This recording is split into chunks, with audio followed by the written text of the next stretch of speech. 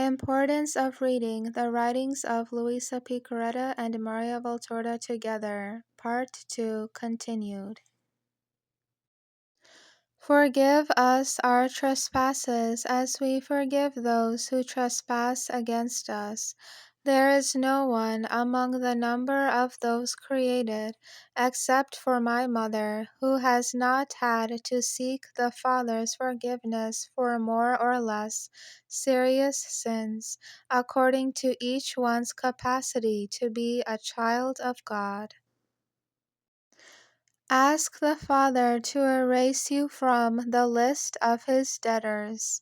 But an essential condition to receive, to be forgiven, is to forgive. If you only seek mercy and do not grant it to your neighbor, you will not experience God's forgiveness. God does not like the hypocritical and the cruel, and whoever refuses to forgive his brother refuses the Father's forgiveness for himself. Consider, moreover, that no matter how much you may have been wounded by your neighbor, the wounds you have inflicted upon God are infinitely more serious. Let this thought spur you to forgive everything, as I forgave through my perfection, and to teach you forgiveness. Lead us not into temptation, but deliver us from evil. God does not lead you into temptation.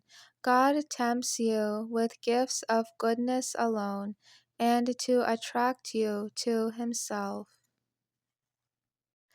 You, interpreting my words incorrectly, think they mean that God leads you into temptation to test you. No.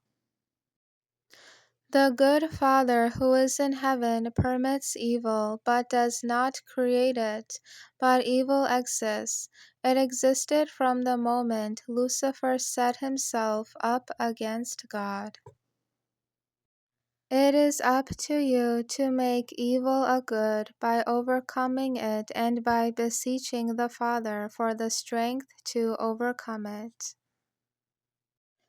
This is what you request in the last petition, that God may grant you enough strength to be able to withstand temptation.